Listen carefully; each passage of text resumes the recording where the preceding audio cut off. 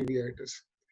Now, unlike what we read in textbooks, especially when I was doing my post graduation, I used to open up Kansky, and Kansky used to have like 1/4 page written on ocular tuberculosis, and pages and pages written on the non-infectious posterior uveitis, which see patients, I used to find a drastic difference because they are so their approach in the West different because they see a lot of non-infectious, but whereas in our country we see most of the infectious uveitis, and obviously ocular TB is one of the common infectious uveitis we see.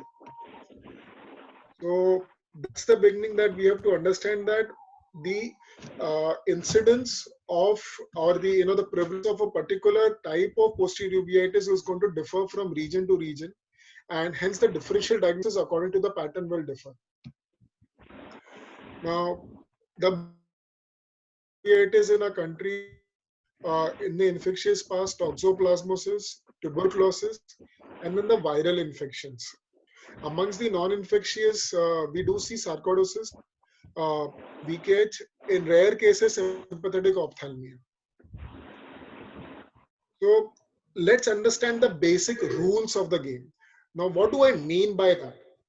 To look at these 6 patterns, and most of the cases in your clinical practice also are going to fall in one of these 6 patterns. You understand the pattern, you will know your differential diagnosis. Also, you can give a tailor-made investigations for that particular differential. So you have a battery of 10-15 expensive tests, and when the test result comes, the patient and the clinician both are confused. We can tailor-made our approach according to the pattern. If you understand these patterns, trust me, you don't need to pay attention during the rest of the presentation. This is the most important slide of the day. Now, the first pattern which we see is a focal lesion. Lesion which we can see is of choroiditis. The overlying retinal vessels are not that much involved. Now, this can be also be a choroidal granuloma, and this is relatively uncommon. But in my clinical practice in last 6 months, I have been seeing one case in a month or 2 months time. So I don't feel it is rare, but it is compared to the other presentations. And mostly in my clinical experience, it is ocular tuberculosis. Wherever we keep a diagnosis of ocular tuberculosis, the second differential is going to be ocular sarcoidosis. So that's a sibling entity which we should keep in mind. Pattern which I'm coming is of focal lesion of retinitis. Now, this may be accompanied by adjoining scar or may not be. Now, this lesion is more of a retinitis patch which is seen, and the first differential, especially if it is at the is ocular toxoplasmosis. Now, the second differential can be a viral retinitis, in rare cases spirochetes. Just for understanding, you have to understand plasmosis is a clinical diagnosis. We do not usually elaborate for these patients.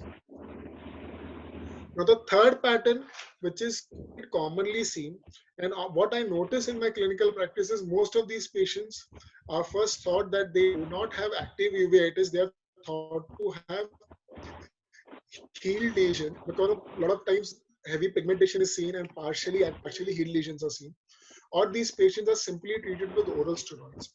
What we call this here is the serpiginous-like or serpiginoid choroiditis. Mind you, serpiginous choroiditis is a different entity. In India, this is ocular tuberculosis unless proven otherwise. So that should be understood. I will be dealing with ocular tuberculosis in my subsequent slides. Now, the fourth presentation which we are looking at is our retinal vasculitis.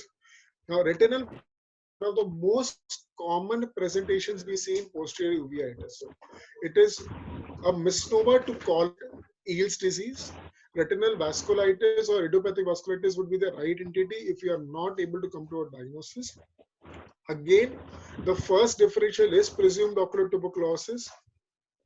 And like I said, if we say ocular tuberculosis, ocular sarcoidosis is going to be the second differential.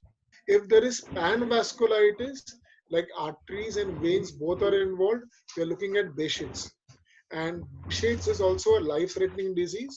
Systemic features should be seen. Luckily, Behçet's is quite rare. And the fifth differential, which can also be quite confusing, is exudative retinal detachment. Now, one of the common causes of exudative retinal detachment, which is basically localized, is what we call it CACR. But see a multifocal exudative detachment, that too bilaterally, with, sometimes there's minerals in the AC and in the vitreous cavity with mild hyperemia of the disc.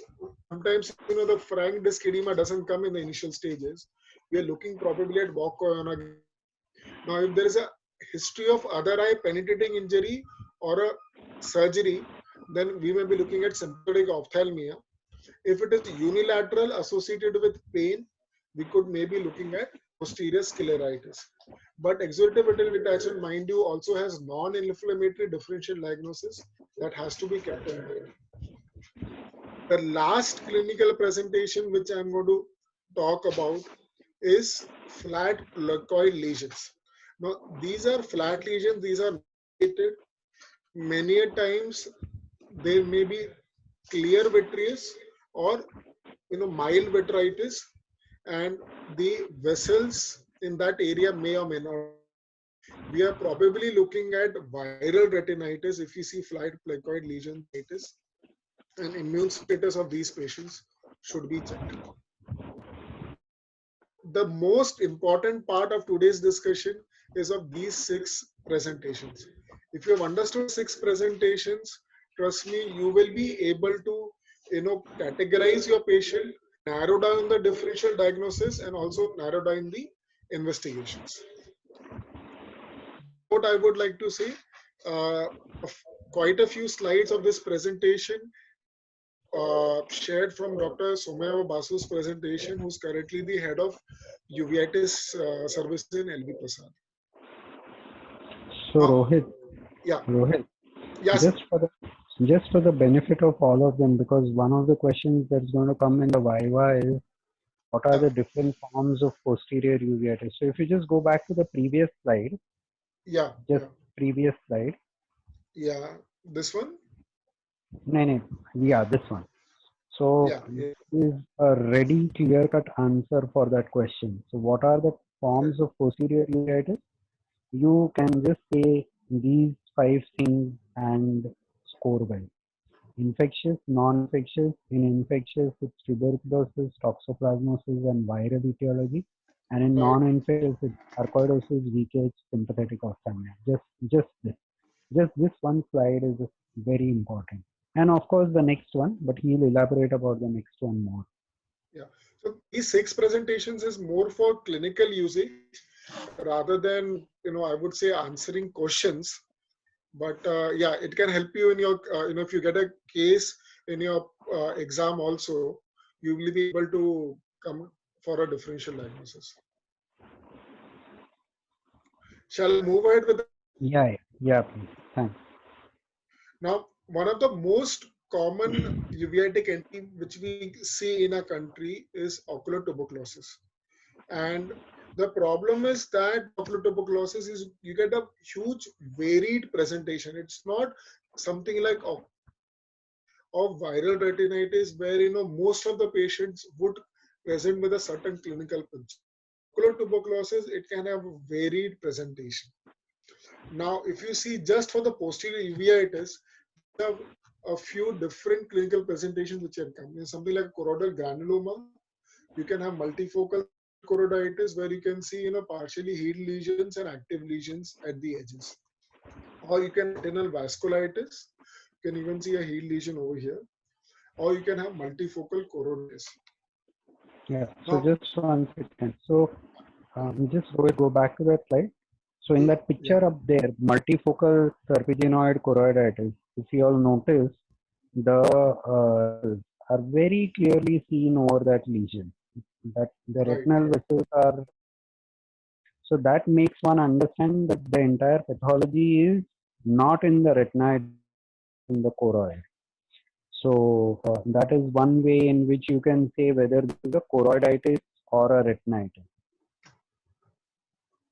Yes, absolutely. Very important point. Yes, sir. Yes, sir. Yeah. Definitely. In this lower down figure, retinal periphlebitis.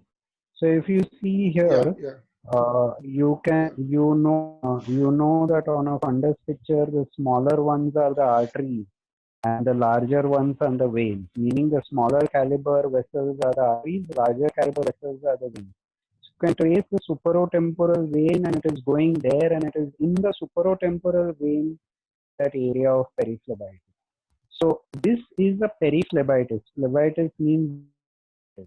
So when in the presentation he told something like panvasculitis, he meant periarteritis or periphlebitis, but here he is talking of periphlebitis, meaning inflammation of or around the vein specific.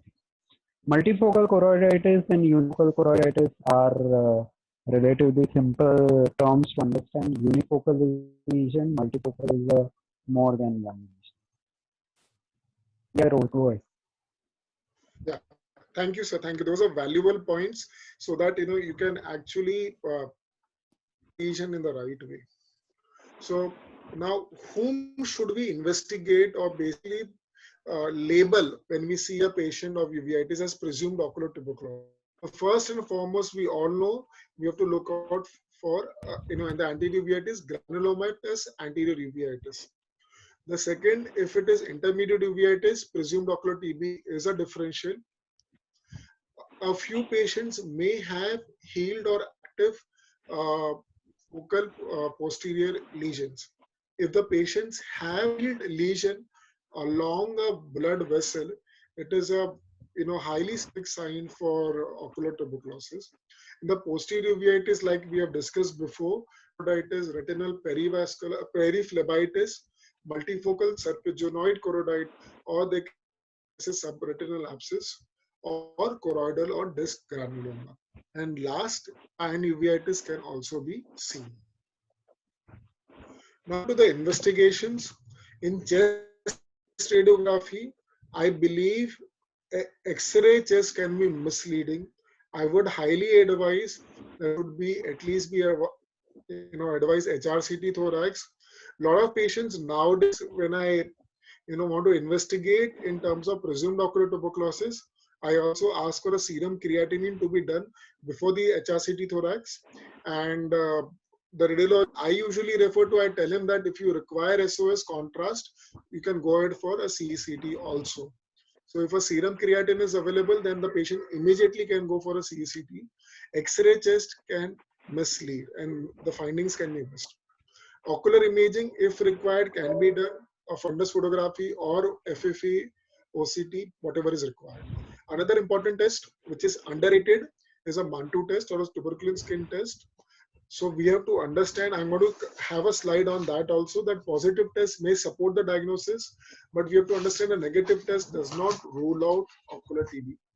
PCR facilities are not widely available and they are not uniform in quality, especially for MTB. And the diagnostic accuracy can vary a lot.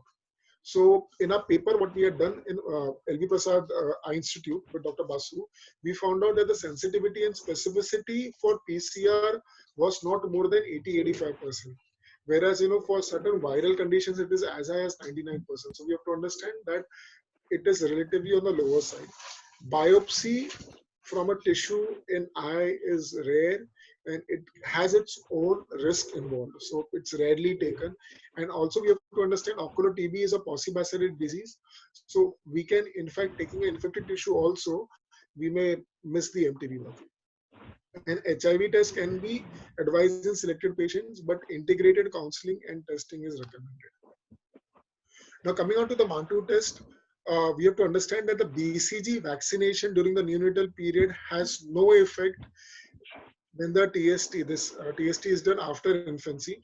In fact, after 6 years of age, it has no bearing at all. Up to 17% of histologically proven ocular TB patients had negative TST in a study. So, histologically proven ocular TB is the highest amount of evidence you can get for a TB infection in the eye. And in those patients also, Mantoux test was negative. So we have to be aware that a negative Mantoux test does not rule out presumed ocular tuberculosis. The another problem is that the way Mantoux test is done is not standardized, unfortunately, in our country. So, not every lab would be doing it in the right way. So that affects the interpretation. Now, another test which is done quite often, we have to understand is the TB Gold test or gamma release assays.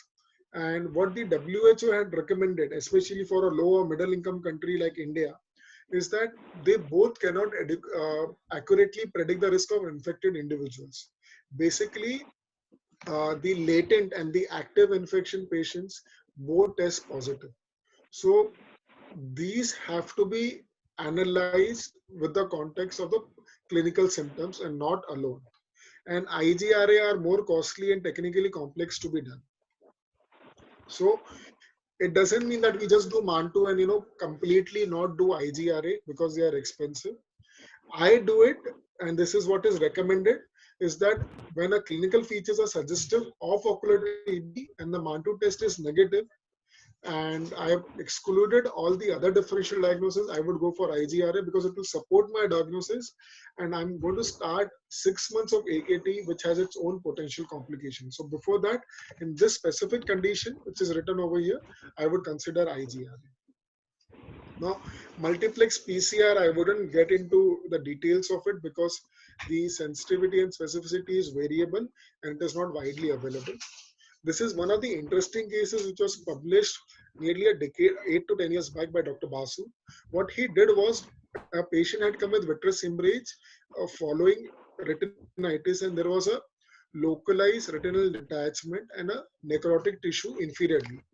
And a sample was taken out from the inferior retina over here, and this patient had a negative Mantoux and the HRCT thorax had no lesions suggestive of tuberculosis. So here we get the biggest evidence histopathological in a in vivo patient, though we get a negative Mantoux and HRCT. So you have to understand that even if the HRCT thorax is negative and a Mantoux is negative, it doesn't 100% rule out ocular tuberculosis. This is another patient which I had seen when I had been called for a fundus call. The patient had miliary tuberculosis. You can see multiple choroidal granulomas over here. Now another patient. So here is quite a confusing picture. I can see elevated disc margins, blurred margins, and some amount of exudation. So it's quite confusing when I see over here there is disc edema, and I'm not able to come to a proper diagnosis. But whereas if you look at the picture F of the left eye, I could make out there is a heat lesion along a blood vessel, which was highly suggestive of ocular tuberculosis. And after, obviously, we gave the patient IVMP for 3 days, and the patient was started with high dose oral steroids later on, 1 milligram per kg body weight, and tapered slowly along with AKT. And after 6 months of AKT, we can see that the lesion is completely healed. The picture E is basically suggesting the other eye, that's the left eye, was showing a heat lesion from the beginning itself. Another commonly seen entity in our country is ocular toxoplasmosis. I believe this is one of the relatively easier diagnoses to make. You usually see a scar adjoining that, you see a active retinitis. This kind of patients do not require much investigation. Serum IgM, IgG have limited value in diagnosis, so serology may not be always be useful. In immunocompromised individuals, there can be fulminant forms. Sometimes it may mimic CMV retinitis in a patient who has HIV. Long-term anti-toxoplasmosis therapy has a role. And this is another patient whom we had seen. The patient has active retinitis along a scar in the periphery, and the patient had a lot of vitritis, the typical headlight and fog appearance. Subsequent to the specific antimicrobial therapy, the patient responded well. We can use drugs like promethazole, trimethoprim, or azithromycin is also useful. Recently, the patients who have sight-threatening lesions, that is lesions which are basically threatening, like here in this case, it was threatening the disc, or the lesion is threatening the, the fovea. Intravitreal therapy is quite useful. Clindamycin plus dexamethasone, I feel that a single shot can be given in these patients and may be repeated after a week depending upon the clinical response. The third common infectious uveitis we see is viral retinitis. Viral retinitis can present, something like a CMV infection, or PON or AR. So in ARN, we see full thickness retinal necrosis, mostly in the periphery. It progresses pretty fast if the treatment is not started in time. Posterior pole is spared until late. These patients have vascular involvement. That's very important. And there is prominent inflammation, which is not present in the PON category. So PON is devastating viral retinitis caused by varicella zoster. It is usually there is absence of vitritis or there is minimal inflammation and the vessels are not involved. And retinitis can be located anywhere. It can directly start on the posterior pole itself. And lesions tend to coalesce and spread posteriorly in rapid fashion. And main symptom is rapid loss of vision. Now in this patient, we can see there's a lot of retinal hemorrhages and areas of atrophic retina, and there is some active lesions in the periphery. This was an immunocompromised individual due to chemotherapy, and this patient had CMV retinitis. So there are various clinical patterns in which CMV can present. One is brush fire.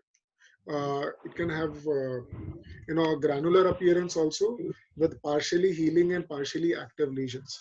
Nowadays, because of the heart therapy, the incidence of CMV retinitis has reduced significantly in patients with HIV infection. But when I was working in Virtually a few years back, we used to see a decent number of patients who were on chemotherapy, especially the kids with leukemia having CMV retinitis. So we do see CMV retinitis, but the population which we see has changed. Another thing. Okay, yeah. So can you just go back to that picture of ARN? Yeah, sure.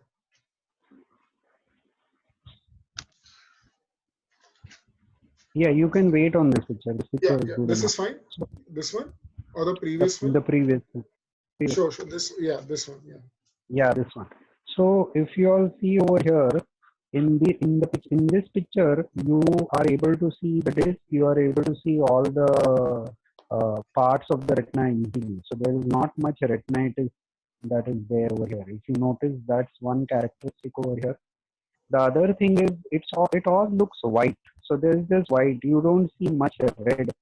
There's a little red in the picture which is to the right and top. That red, the other red which is over here. If you see the picture which is left and top, it's all white.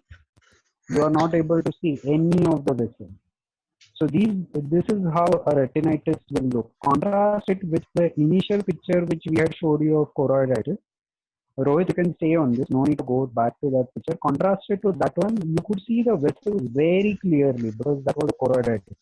And this one is a retinitis. Now, Rohit, just move forward to the CMV picture.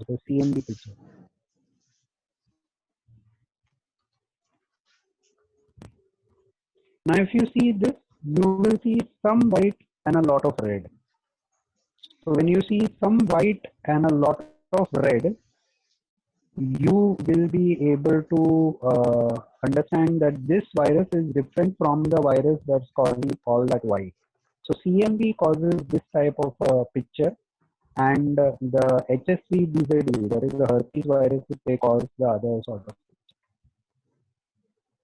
Now, if you specifically read CMV, you will come to know that there are two forms. One is this, which is the fulminant form, and the other one, which is an indolent form. The indolent was the one that Rohit was talking of, that comes in immunosuppressed patients who are immunosuppressed because of treatment. And the fulminant one will come in the HIV patient. Rohit, you can go ahead. Yeah, thank you, sir, for your valuable comments. So we are coming to sarcoidosis. Sarcoidosis is an important differential diagnosis for patients we are thinking of presumed ocular tuberculosis. In sarcoidosis also, we do get granulomatous antiuveitis. The only thing is we get we can get peripheral anterior synechiae, which is an important clinical pearl in these patients. Or you can get these kind of hypopigmented patches, especially in the periphery. There can be other systemic features. Bilateral hilar lymphadenopathy is an important clinical sign which is picked up on HRCT thorax correctly. In fact, there's a sensitivity of around 85%. That's why when you see a patient, you are going to investigate in terms of ocular TB or sarcoidosis, HRCT becomes an important tool. A lot of these patients can also have depression. These patients respond well to long-term corticosteroid therapy. Now here is another patient. Bilateral exudative detachment can be seen. The disc is not clearly seen over here because of the vitreous inflammation, but there is disc edema, and we can see that there is a lot of choroidal thickening as well as exudative detachment on the B scan. So what are we looking at? So this perfectly falls into the retinal exudative detachment category. There is inflammation. Since it is bilateral exudate, we are going to term it as Vogt Koyanagi Harada. This patient was treated with systemic steroids. These patients who have such a severe involvement should be started with IVMP and then high dosage of steroid, which has to be tapered slowly. These patients should be started with immunosuppressants on day one. Azathioprine or mycophenolate mofetil works pretty well. I usually refer my patients to a rheumatologist to start this immunosuppressants. I do not start these immunosuppressants on my own, but I usually would also recommend the rheumatologist that I would prefer this immunosuppressant in a particular uveitic condition. But so you can see that these patients have bilateral exudative detachment. Like I've said, long-term corticosteroids and immunosuppressants are the key. These patients should at least be treated for 6 months, if not more. The treatment can go on for 2 years. If diagnosed and treated at the right time, these patients can have fantastic visual prognosis. I've seen patients with 6/9 vision maintained over a period of quite a few years. And in the chronic stage, these patients recur as granulomatous antiuveitis. So it's very important whenever these patients are following up, we see the AC cells. And sometimes the patient just presents with AC inflammation, and there are a few posterior synechiae, and we're seeing that the vitreous is clear, but a sunset glow fundus that too present bilaterally can give us a clue towards a diagnosis. That's important. Depigmented sunset glow fundus is also an indication that the patient may be having chronic PKH.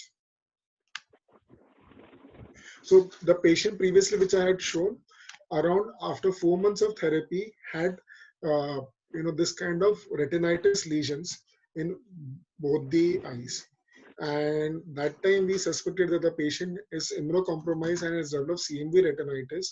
We immediately stopped all the immunosuppressants and we gave her intravitreal ganciclovir was given, and the patient responded well. So when we are treating a particular form of uveitis, we should keep a mind open that there can be something else which can be missed over a course of the therapy. This is a patient which is showing poliosis. Now, certain spotters which I would like to cover. Now, like Dr. Mayur Morikar said, This is a patient which has retinal whitening with there is hardly any involvement of the vessels apart from here. So this patient can actually be labeled bilateral as viral retinitis, but this patient has leukemic retinopathy. Now another patient, here we see that the overlying vessels are intact. We can see elevation over here and a whitish lesion. So we think that the patient has a lesion at the choroidal level, which it has, and we feel that the patient has choroiditis, and we may start with steroids for this patient. But this is actually a patient of chronic CSR with subretinal fibrin. So we have to be aware of masquerades. That is going to be very important. So posterior uveitis, what we have learned today, is often infectious, and identification of clinical pattern is crucial. So whatever I have said, if you have understood those 6 clinical patterns, trust me, 90% of the cases which you're going to see in your clinical practice are going to fall into that category. Now, diagnosis is often clinical. When we look at viral retinitis or ocular toxoplasmosis, it is a clinical diagnosis which we are looking at. And for ocular tuberculosis also, we would typically ask for HbCbC, serum create, MAN2, HRCT, thorax, and probably fasting blood sugar, so that we can start corticosteroids. These are the initial set of investigations. The other set of investigations are only given if the clinical picture is suggestive of that particular entity. Infections need specific antimicrobial therapy, which we have discussed. Non-infectious conditions require long-term immunosuppressants and corticosteroids, and the taper has to be gradual. My acknowledgements. All the concept what I have discussed today, I've learned from Dr. Somaya Basu, my friend philosopher guide. He is currently the director and the head of uveitis services in the whole entire LVP network. So I would just take permission from the moderator that I would like to cover the 5 clinical scenarios or patterns we see in anterior uveitis. So with I would like to cover that also. Yeah, please go. Yes. Please continue. Yeah, sure. Thank you. So I'm just Dr. Sumit, can you see the change in slide? Approach to a patient of anterior uveitis? I can see that. Yeah. So I'll start with approach to a patient of anterior uveitis. So like we have seen 6 clinical patterns in posterior uveitis. For anterior uveitis also, what I've learned is that you can simplify it by putting it in different case scenarios. So I'll be presenting 5 case scenarios. Again, these are the most commonly seen case scenarios in your practice. So let's look at the first case scenario. Young male walks into your OPD with recent onset redness, pain, and slight decrease in vision, and it is unilateral. And he says it's the first episode he has got. No previous history, no family history. And when you examine, you see 3+ cells, flare in the affected eye. And like I said, he said it's the first episode. This is a clinical picture.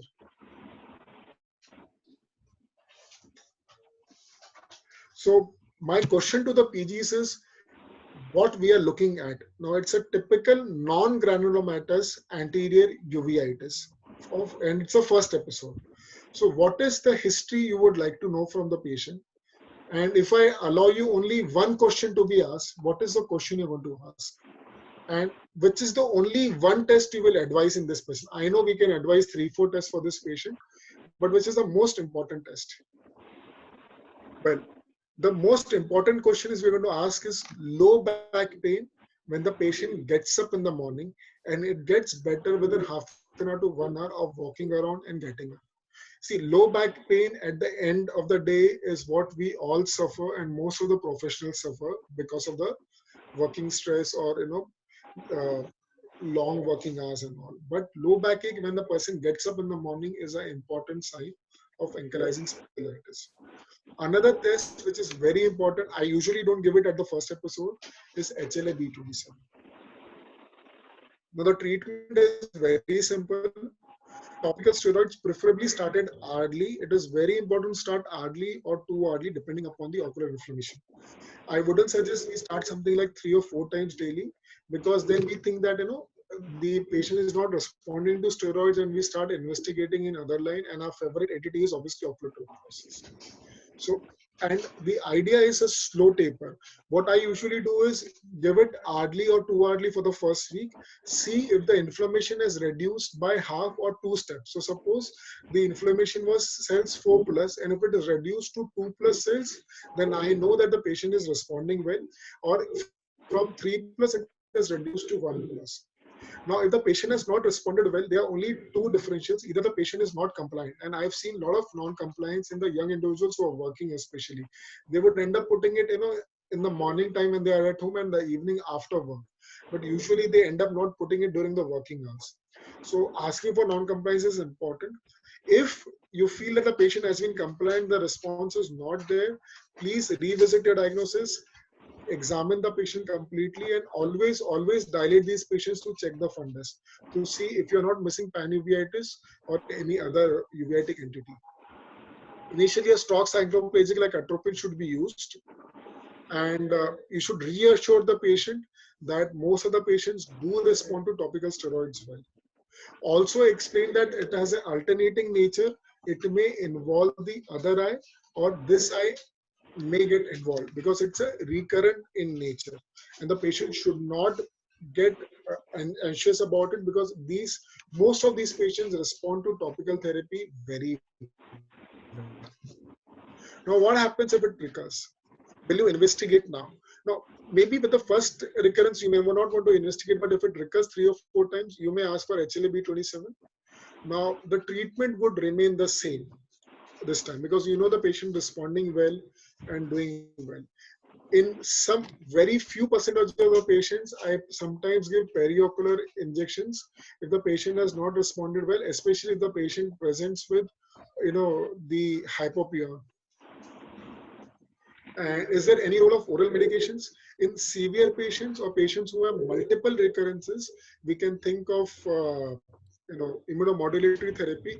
Methotrexate works well in most of the patients. Usually I would refer to a rheumatologist to start methotrexate. Now let's go to a case scenario 2. The first case scenario was non-granulomatous anterior uveitis. The second case scenario is granulomatous anterior uveitis, and we all know typically what we have studied for our entrances also, we get mutton fat KPs and broad base posterior side case, something of this sort. And now these patients have to be investigated.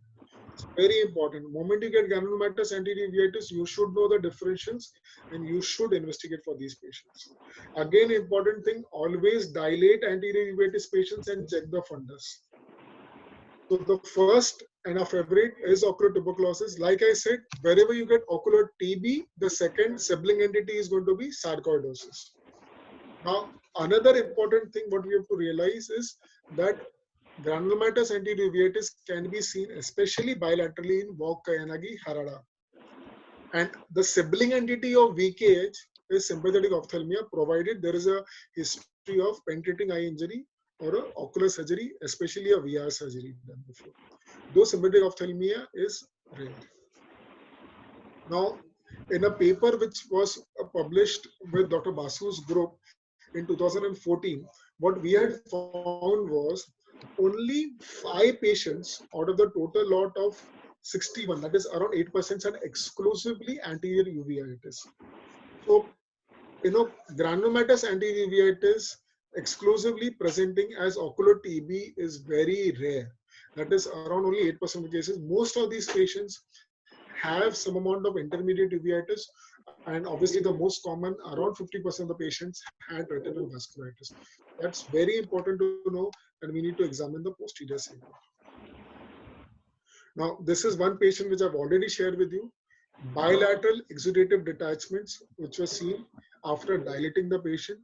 And in the chronic phase, you will see a depigmented sunset glow fundus. We know the diagnosis, it is Vogt-Harada. And once you see this, you know that the recurrences are not going to be just be treated with topical steroids. These patients require long-term systemic immunosuppression. And mind you, again, at the risk of repeating myself, I would say that these patients can have very good visual prognosis if treated rightly at the right time. Now let us look at the case scenario 3. Patient presents with pigmented KPs, sectoral iris atrophy may or may not be present, and the patient has raised IOP. What another clinical pearl which I've learned from Dr. Mayur Modekar is sometimes he also checks for corneal sensations. Is that you're looking at viral anterior uveitis. This is very important, and I have also missed sometimes in my clinical practice. So viral anterior uveitis has usually raised IOP, pigmented KPs. There may be a very few pigmented KPs, and sectoral iris atrophy usually develops later. The patients require systemic antiviral medications, like mentioned over the slides, and a low dose maintenance therapy may be required for many months. Topical steroids shouldn't be discontinued, that is in spite of high IOP. That is very important. Inflammation has to be tackled with topical steroids, and IOP can be tackled with anti-glaucoma medications. Most of these patients do well with topical medications, and once you start with the oral antiviral drugs, the IOP comes back to normal, and risk of recurrences should be explained. The fourth case scenario, the eye is quiet and mostly it is unilateral in nature. You see stellate keratic precipitates all over the corneal endothelium, and iris heterochromia may or may not be present. A lot of these patients develop posterior subcapsular cataract at an early age. Some of them may have secondary glaucoma, and vitreous floaters are often present. In fact, what we recommend is these patients require counseling prior to cataract surgery, that the floaters will increase cataract surgery. And topical steroids are usually not required. These patients have a very minimal amount of flare. What I'm talking about is Fuchs heterochromic uveitis. This uveitis need not be treated with topical steroids. These patients have a very low grade of flare, and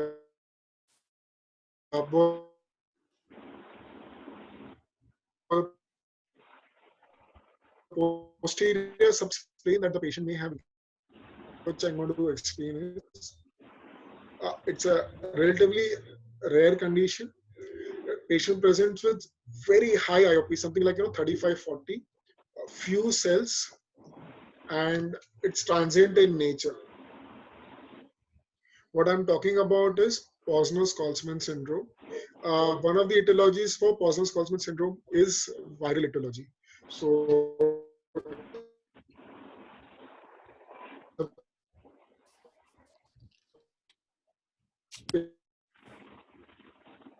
it can be quite a few situations. Investigations may not be necessary. In fact, you saw, apart from granulomatous anterior uveitis, I have not advised investigations for most of them. Like we have reached a diagnosis just looking at the clinical presentation. Though obviously before starting immunosuppressant drugs, you're going to, do a complete blood count and a liver function test and a renal function test, and basically rule out systemic tuberculosis also in certain conditions. But you have made the clinical diagnosis and made the differential much before you have ordered the laboratory investigation. So if you follow the pattern, you will be able to, cut down on the differential and then give a tailor-made investigations. Always dilate and check the fundus. It can give a big clue. Again, thanks to Dr. Somya Basu and my alma mater, LV Prasad Eye Institute. Thank you. I would be happy to take any questions. So Rohit, if you can just escape this presentation, go to the previous presentation, back to that slide where the entire etiology was written, where where you had said infectious, non-infectious. You can just put that slide for 1 second. Sure, I'll do that right away. So, meanwhile, Rohit, it was very good presentation, elaborative. It explained a whole lot of a topic. I would like to take the opportunity to welcome Dr. Saroj Sahadeo, madam. She has been here with us since we started the lecture. And Mayur sir, can we take the questions, or you want to explain something? Yeah, there's just one comment that I want to make here. Okay. So, can I go ahead? Yes, sir. Yes, sir. Please. Yeah. So when you are going to be faced with a question like give the investigations in a case of posterior uveitis, or give investigations in any uveitis, then it may be just better to group investigations as investigations for diagnosis and investigations before starting treatment. And the investigations for diagnosis can then be grouped as blood investigations, ocular imaging, any other form of imaging that you would want, like chest X-ray or an HRCT, and the uh, other investigations like vitreous biopsy. So you will have four groups there. And on the other side, you will have blood investigations for starting treatment. So if you just cover it up that way, then it will always be easy for you. So like if I am to write the investigations for a case of posterior uveitis, for tuberculosis, I would write CBC, ESR, Mantoux test, serum AC. In the imaging group, I would ask for an X-ray test or an HRCT. In the ocular imaging group, I may ask for a fluorescein angiography or an OCT. In the toxoplasmosis group, I don't require investigations because it's a clinical picture.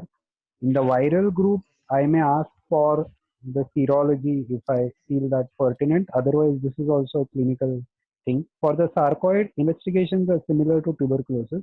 For VKH sympathetic ophthalmia, you will have additional investigations in terms of a USGB scan or a fundus fluorescein angiography. And the investigations for treatment, starting treatment remain the same. They will include your liver function test, your renal function test, and of course with the consent of the patient, the HIV. So when you're writing investigations or when you're going to say investigations, it's always better to group them. And even if you end up saying one or two in each, you are going to present about 10 investigations to the examiner. I think that is a better way to go about it. Yeah, I'm done. So we'll take the question, sir. You and Rohit can answer. Yeah. The first question is, what are the causes of sudden loss of vision in acute retinal necrosis? Rohit, you can answer me.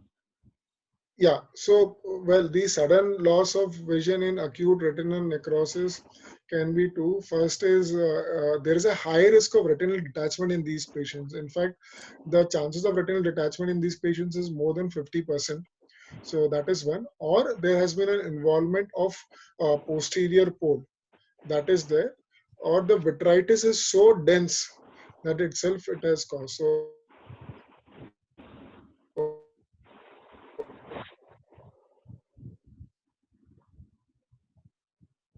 sudden loss would be involvement of posterior pole.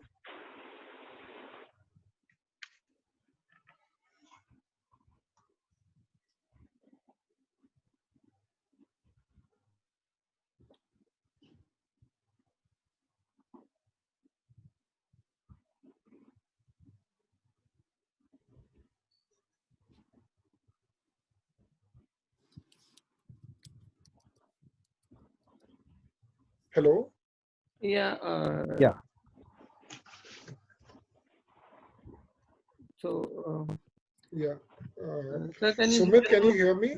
Yeah, we can hear you now, Rohit. But now you're audible. Okay, so we'll go to the next question from there. Management of immune recovery uveitis.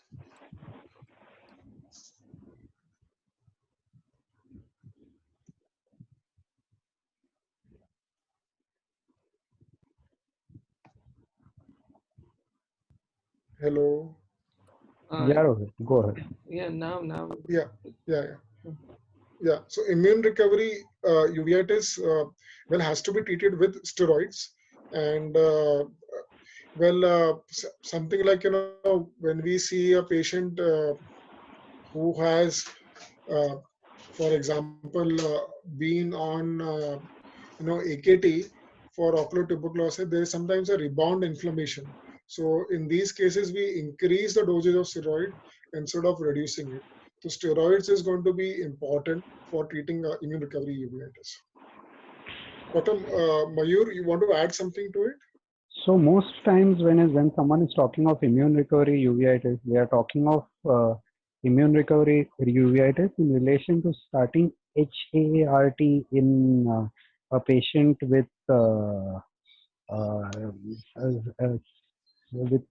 obviously an AIDS related uveitis.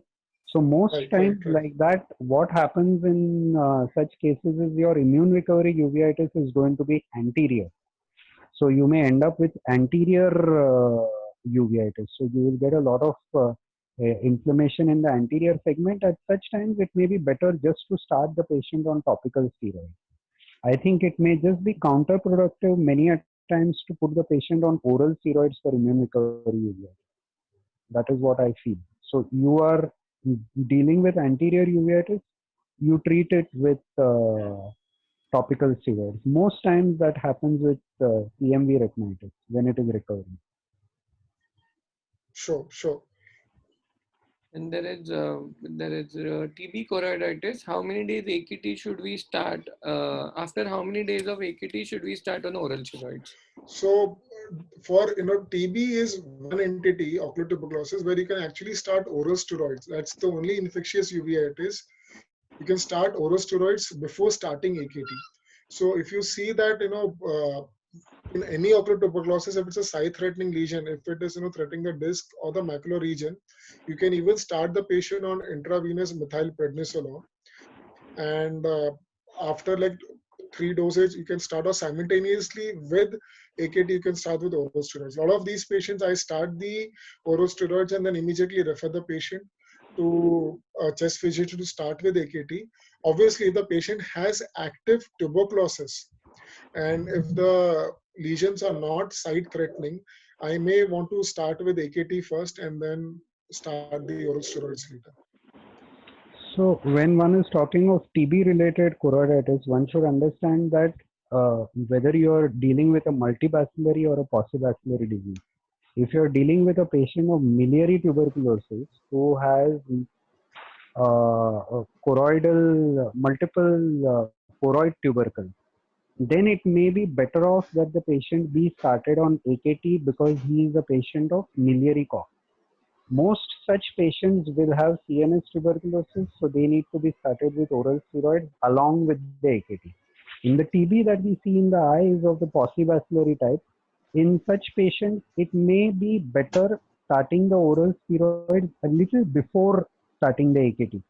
Because what happens is as soon as you started AKT, there may be a paradoxical worsening, which can be prevented if you started oral steroids with or before AKT. So in TB, paucibacillary disease, serpiginous choroiditis or multifocal choroiditis, it is better to start oral steroids with or about 2 to 3 days before the AKT. I completely agree with Dr. Murikar, and just wanted to add one point is that if you see a paradoxical reaction, then it is better to step up these steroids rather than cut down. Okay. So role of laser treatment in acute retinal necrosis. Role of laser in ARN is debatable. Though after treating, you may think of doing a sectoral laser, but we do not have it's not as prophylactic as it is maybe for a lattice degeneration of retinal holes or breaks.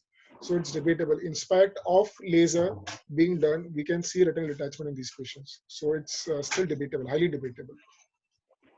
So if Sumit asked me this question in a MS final exam university, then I would give the answer this way. The role of laser in ARN would come in when the patient has a retinal detachment. Most times in ARN, the patient land up after the treatment phase, they land up with a retinal detachment, and those retinal detachments are rhegmatogenic, and those may require surgery.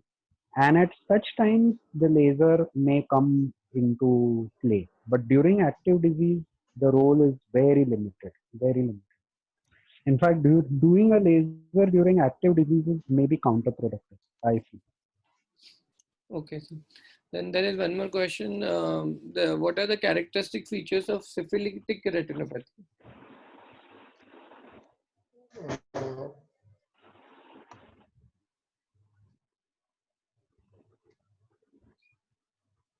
Uh, Syphilitic retinopathy, like we have discussed, in rare cases, I will just share the slide with you. 1 second.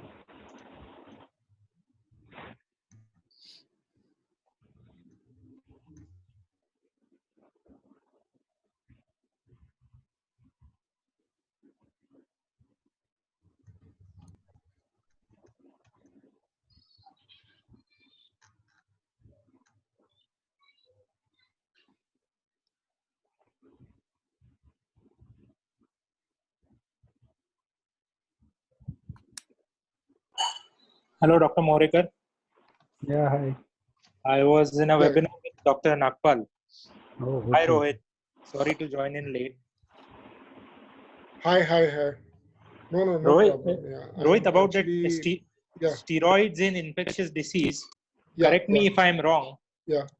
It's also very important not to start steroids, especially if we are suspecting toxo case, because starting steroids before and then if it turns out to be a toxo, then there is encapsulation of these parasites, and then the only drug which can act is a rare drug, atavocone. Am I right? Is it always the case, or So that's for not true? for toxoplasmosis, I would never recommend that we start with steroids before we start a Beforehand. specific antimicrobial therapy. My Yes. only suggestion was that if it's a sight-threatening lesion, we can think of an intravitreal injection, a combination of clindamycin with dexamethasone. Okay. Where what happens is that you're giving a specific antimicrobial therapy and also taking care of the inflammation to save the sight. Okay. Yeah.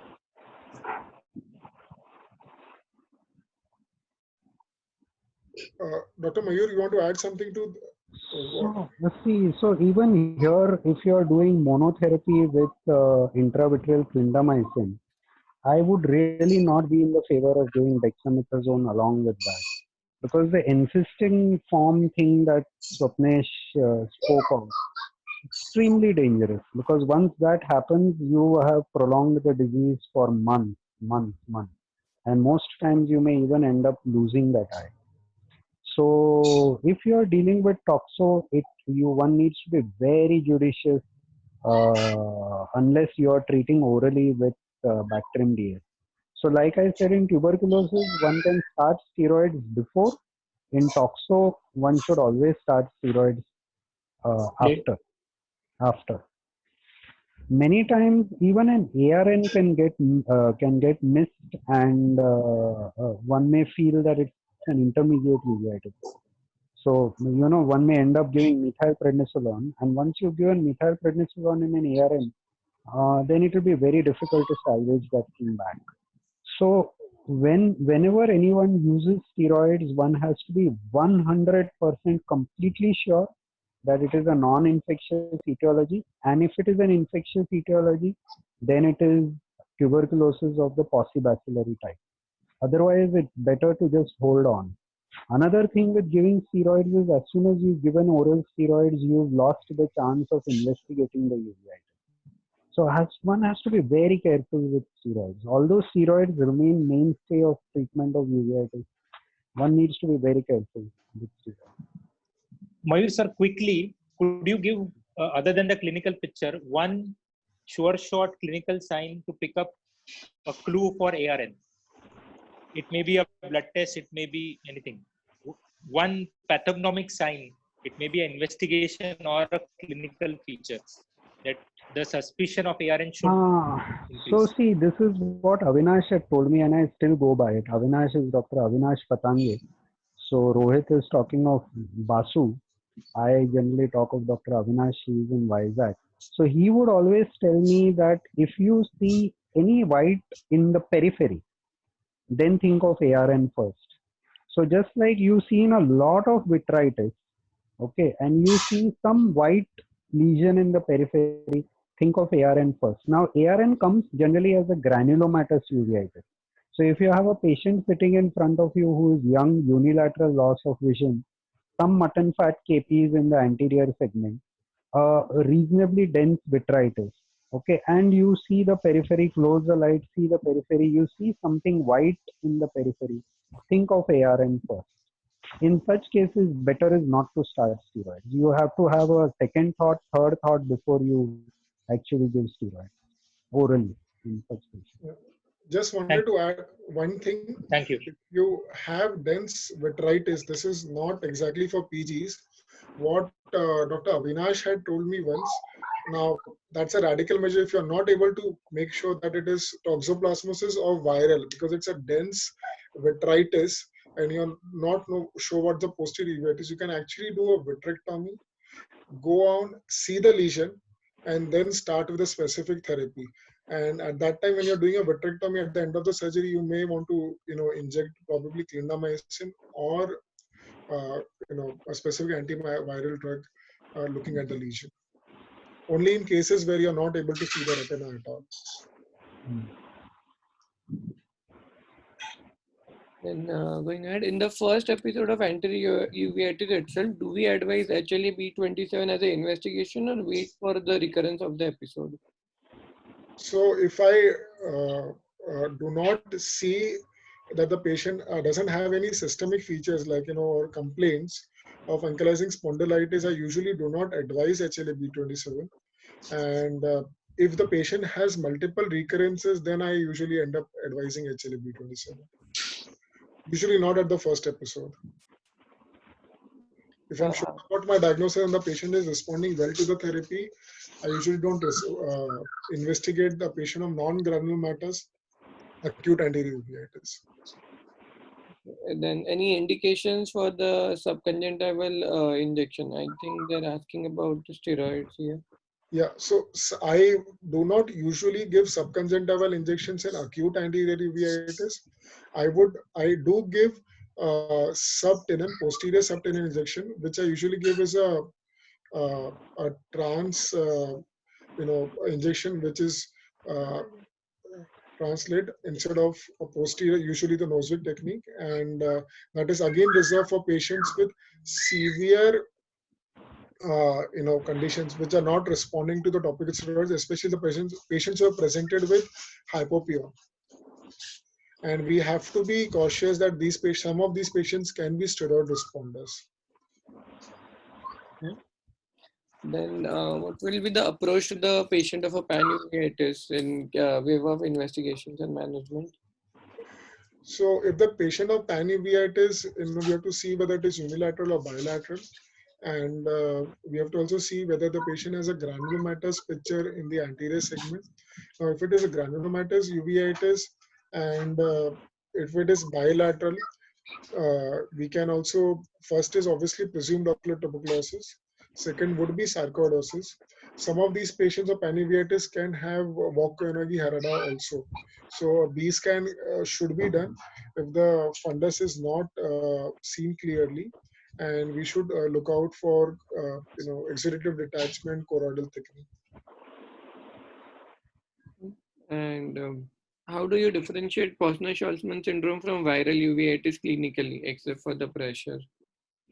So, Posner-Schwarzman syndrome is transient in nature, and a lot of patients the pressure comes back to normal within 24 to 48 hours, whereas in viral anterior uveitis, it wouldn't. And the clinical pictures, Posner-Schwarzman is usually a very acute presentation. Viral anterior uveitis, these patients have been treated, for anterior uveitis, acute anterior uveitis somewhere else, and they have not responded well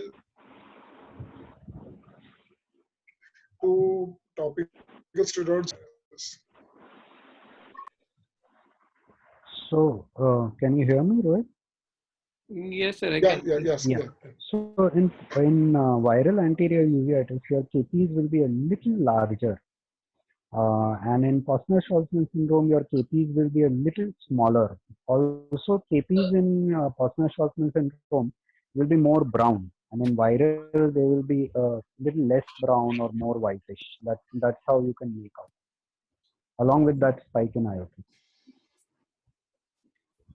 Sir, just to add a sub question here to the same, can you hear me, sir? Yeah.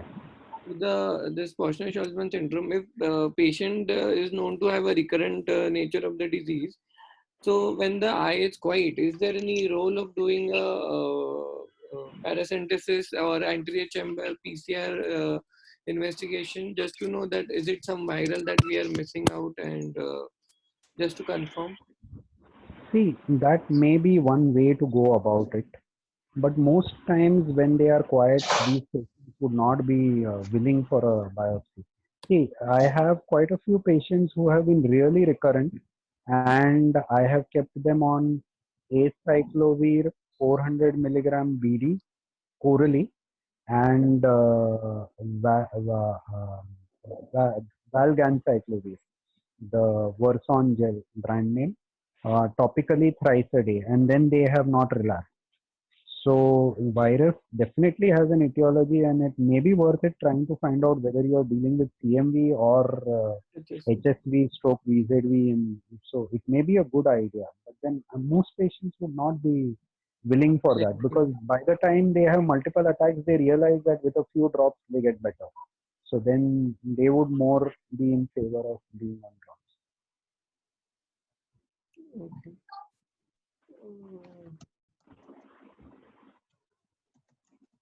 Will you start steroids on the very first episode in your first case scenario of anterior uveitis, and which steroid preferred potency wise? I think they want to ask about the oral steroids here.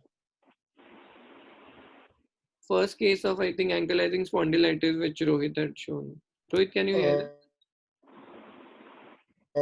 You're talking.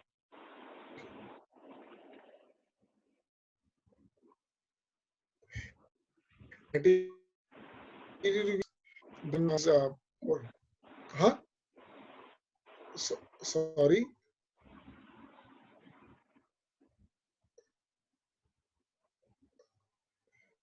Pardon me, Sumit. Can you? Now I can So hear there is you. a question I can read. That you start steroids on the very first episode. Yeah, correct. First case of so oral steroids we usually do not start in a patient of non-granulomatous acute anterior uveitis. We usually prefer to start topical steroids, and in my practice, the choice of drug is prednisolone acetate. Okay. Then when you will shift or you will add a oral steroid in such a scenario? Oral steroids I would probably start if the condition is severe and I'm not comfortable in patients, getting a posterior subtenon because of the risk of, steroid responder. So those patients we can think of oral steroids. Okay. Or the patient has around in 4 to 6 weeks period, the methotrexate's effect starts coming in when we start tapering the oral steroids. So in those cases where there are multiple recurrences in a year, we would start with the oral steroids. In case of ocular cysticercosis, do you recommend starting steroid before albendazole or same? So we would start with albendazole before, and then would after a few days would start with oral steroids. A lot of these patients have cysts, so they require a surgical removal also if it is present in the vitreous cavity. So, Rohit, what dose do we recommend for this cysticercosis which are there in the vitreous cavity of albendazole? So it's a usual systemic dose what we give. I'm sorry, I have to look up the dose. I don't remember the dose exactly. So I have to look out, when it is orbital cysticercosis, the dose is little higher side. So yeah. That's why I want. Yeah. Then can we give PST or SCTA in case of systemic steroids are contraindicated? In cysticercosis? No, so this was uveitis, I think. Yeah. So in PST or subtenance is usually contraindicated in patients in which there is infectious uveitis, something like toxoplasmosis or viral. But in immune mediated, we can give. Okay. I think they wanted to know in cases of diabetic patients where they cannot tolerate oral, the PST would have been a good measure. Yeah, PST is right, but if you want to really treat posterior uveitis, then many a times intraocular, like intravitreal steroids are more useful rather than giving a posterior subtenon. Okay. Then there are two more questions on ARN. Frequency Yeah. of intravitreal ganciclovir in ARN cases, and how long should we give them? And role of adding a dexamethasone along with the intravitreal ganciclovir for ARN. So I wouldn't, in the first, injection combine Dexa with the intravitreal ganciclovir, because if it is side threatening, I may think, but I would like to give the ganciclovir first, get the look out for the healing lesions, the response to ganciclovir, and then probably add Dexa later. Typically, it is advised twice weekly for around 4 to 6 weeks, along with the oral therapy. Once the response starts coming, I would probably start shifting the patient totally to oral therapy rather than giving repeated injections. The initial injections are just given to get a rapid control rather than to completely heal the lesions. Once the control is there, clinically we see, then we can continue the patient on oral therapy rather than giving repeat injections. Okay. Then there is one more question that about cysticercosis, that Yeah. a surgical removal of the live worm of the cysticercosis is better than the medical therapy. Your take on the same? So obviously, if we see a patient, with a cyst and a worm over there, we would want to remove it surgically. And obviously, we want to, once we start with albendazole, we would want to remove it. And second thing is what we have been taught traditionally, and what Dr. Avinash Patangi told me once was that while removing, if the cyst breaks, but if you have a good infusion going on and you make sure that you wash the vitreous cavity repeatedly and you do a good vitrectomy,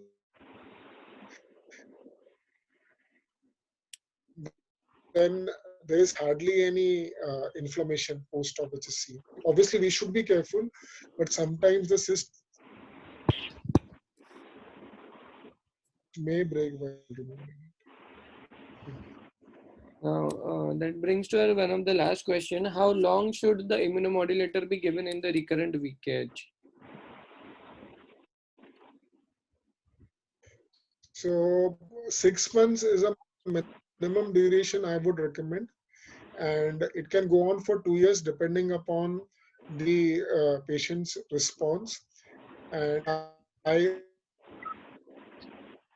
always give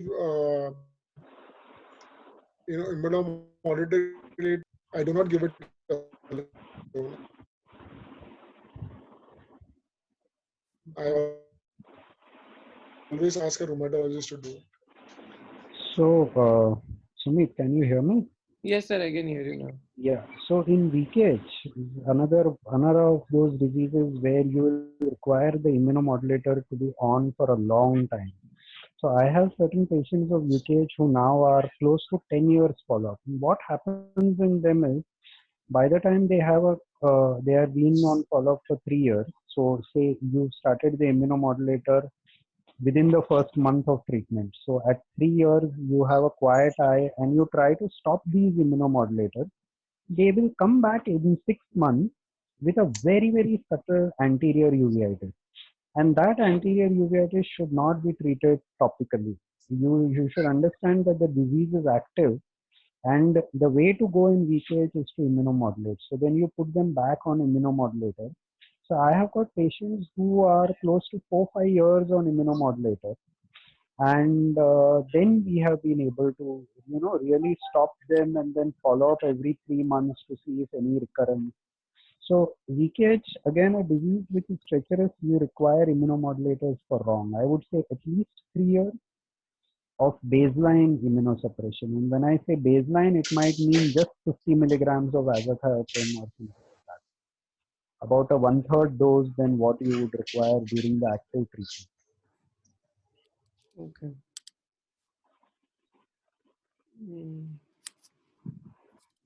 If disc edema in ARN patient continues only with the oral antivirals with oral steroid, or how to go about a progressively increasing disc edema in cases of ARN cases?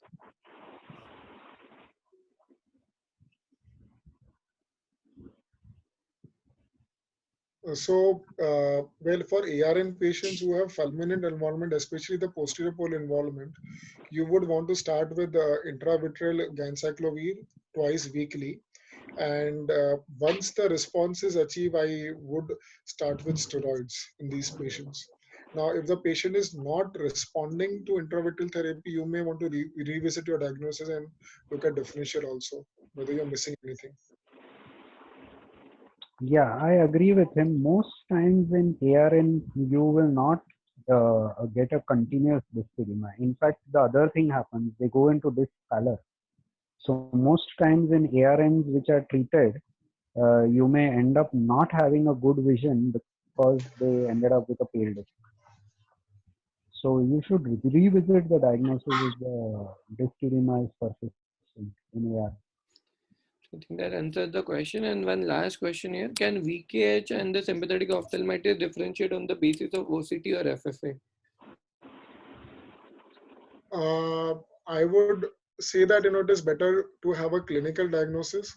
And sympathetic ophthalmia patients usually have a history of penetrating injury and retinal surgery in the other eye. So that is going to be very important. And VKH patients usually have a bilateral presentation. And in both the conditions, immunosuppression should be started on day one with steroids, and probably IVMP has to be started initially. Okay. I think that answers all the questions asked here. So thank you, Rohit. Thank you, Mayur sir, for your valuable time. Can we end the meeting with your permission, sir? Yeah, please. Swapnesh sir, can we end the meeting? Swapnesh is there? Yeah. Thank you, Rohit, and thank you, Dr. Morekar. I think we would have few more sessions on uveitis, looking at the interest of the PGs. Probably now we have a good overview of uveitis. Now we'll tackle each and every subject and classify various uveitis, and then take webinars on that, because this PG teaching probably will continue throughout the year. Wow. Yeah, that's great. Yeah, and we'll disturb you again and again whenever uveitis pops up. Sure. Thank you. Thank you, Sumit. Thank you, Rohit. I think Rohit has had a marathon of webinars. It's time for him to have a good dinner. Thank you. Thank you, Morekar sir. Thank you so much. Thanks a lot. Thank you, everyone. Thanks. Thank you. Thanks. Bye. Thanks.